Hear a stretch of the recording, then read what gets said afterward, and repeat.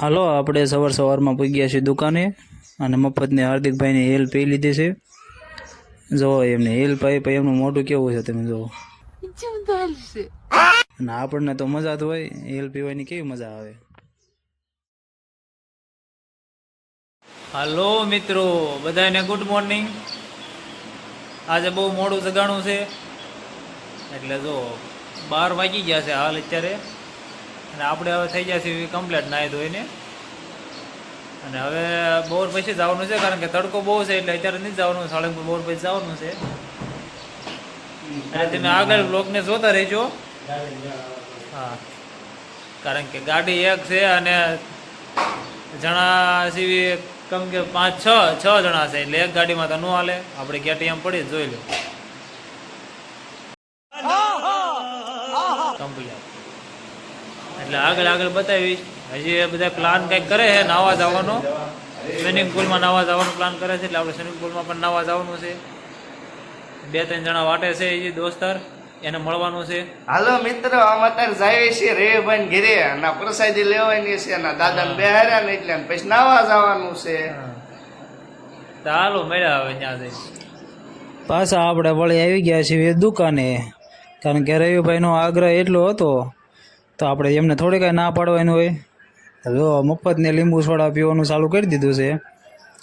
બધાને સોડા આપી છે અને બધા મોજમાં પણ એટલા છે કારણ કે નાવા જવાનું છે. પણ નાયા પહેલાં તડકો હતો થોડો ઘણો તો આપણે મફતની સોડા પી લેવી, પછી આપણે જઈએ નાવા. તો બધા આનંદમાં છે અને આપણે હાથમાં પણ મફતની સોડા આવી ગઈ છે. સોડા પીને ઉપડ્યું આપણે હાલો નાવા. તો પેચળ આ રવિભાઈ પાય છે આપણને, કારણ કે રવિભાઈના ગામમાં એટલે આપણે રવિભાઈને જ સોડા પીવાની હોય. અને એમ અને હાલો હવે આપણે પૂજી ગયા છીએ વાડીએ ભાઈબંધની, જે રવિભાઈને ભાઈબંધની વાડી છે. અને જો આ સાગરભાઈ કેવો મોજમાં છે. તો જો માછલીએ ઠેકડો મારવાનું ચાલુ કરી દીધું છે. એક માછલી ઠેકડો મારે છે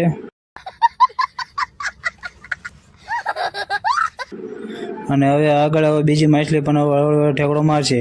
એ ગંજીવાળી માછલી છે એટલે હા સારો ઠેકડો માર્યો લે. અને ઓલો તો જો પકડીને બેઠો છે કારણ કે એને કાંઈ તરતા આવડતું નથી. માછલીએ તરવાનું ચાલુ કરી દીધું છે અને આ ભાઈને જો કાંઈ તરતા આવડતું નથી એટલે કેવો પકડીને બેઠો છે.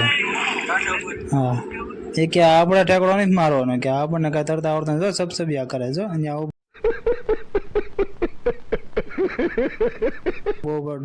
ડૂબકી મારી લે છે.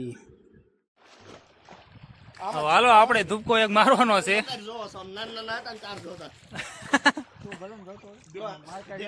ઓલા ભાઈ તરતા નથી આવડતો એટલે તો કેવો પકડીને બેઠો છે. નો તરતા આવડે એને પકડીને જ બેવું પડે, નકર તો ડૂબી જાય. તમને એમ લાગતું હોય કે આ ભાઈ આવી રીતના કેમ ઉતરે છે, પછી એને બીક લાગે છે. એ કઈ ઠેકડો મારવાનો નથી, તમે જોઈજો હમણાં એ કેવી રીતના ઉતરે છે. અરે કહેના ક્યાં ચાહતે હો. જો બીક એટલે લાગે એની વાત જવા દો. એ કઈ ઓલા બે સાગરભાઈ ને હાર્દિકભાઈ ઠેકડો માર્યો એની જેમ કઈ ઠેકડો નહીં મારે. એ જો ભૂંગળો પકડે ને ઉતરશે. એને બીક જ એટલી લાગે, બધું હમું નમું કરીને હળવેક દરાના અંદર ઉતરી જાય છે. જો ખબર એ પડે અંદર ઉતરી ગયો. એ ત્યાં પાણી હળવેક દરાને હેઠો ઉતરી ગયો ને હવે જો એ તરવાનું ચાલુ કરી દીધું. કારણ એને એટલું બધું કંઈ ખાસ તરતા આવડતું નથી અને શીખે છે તરવાનું. અને હવે આપણો વારો છે. જો હાલો આપણે પણ હળવેક ઠેકડો મારી દેવી. તમને શું લાગે મેં ઠેકડો માર્યો એટલે મને તરતા આવડતું છે?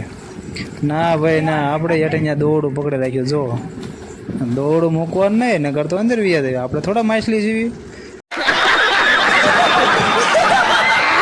માછલી હોય એ તરે. જો આ માછલી રહી, જો હા રવિભાઈ જો કરે એ કાંઈ છે પાળે પકડી રાખો ને, એ કાંઈ છે હાથ હલાવવાનો. હાલો તમને એમ લાગે છે કે હું આ સેલ્ફીમાં આવી ગયો છું, આમ કેવો રૂડો લાગુ છું. વાડીવાળા આવી જશે હવે. જો વાડીવાળાની ગાડી આવી ગઈ છે અને એ હમણાં અંદર આવશે. હાલો માછલીઓ બધી જાજી બધી ભેગી થવાની છે એટલે તમે જોઈજો.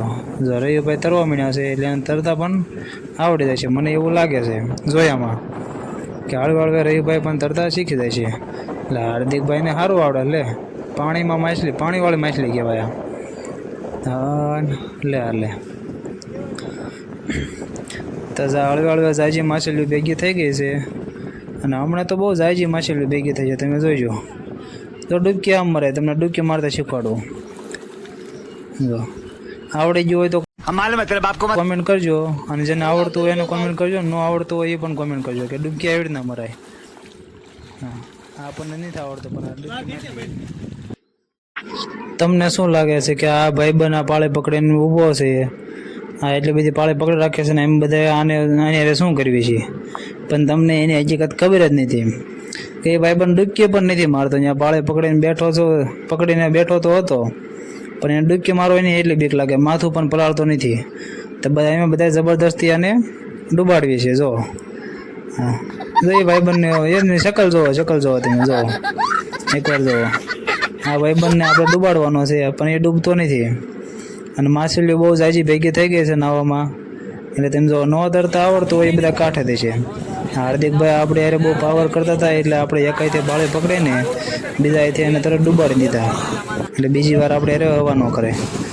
शाबाश बेटा, बहुत बढ़िया. જો ઠેકડો માર્યો. માછલીઓ બહુ જાજી ભેગી થઈ ગઈ છે, તરતા આવડતું છે અંદર છે બધાય, અને ન તરતા આવડતું બધા પાળે પકડીને બેઠા છે. એટલે તમને અંદાજ આવી જશે કે કોને તરતા આવડે છે અને કોને નથી આવડતું. હવે જાયજી માછલી ભેગી બહુ થઈ ગઈ છે, અને હવે રવિભાઈને પણ તરતા આવડી ગયું છે, એટલે આપણે એને સન્માન પણ કરવાનું છે. પણ સન્માન કેવી રીતના કરવાનું છે એ તમે જોવો આગળ, અને સન્માન કેવું લાગે એ તમે કોમેન્ટમાં કહેજો. તો હાલો, રવિભાઈને તરતા આવડી ગયું, અને આપણે રૂમાલ ઓઢાડીને એને સન્માન કર્યું છે. कैसा लगा मेरा मजाक?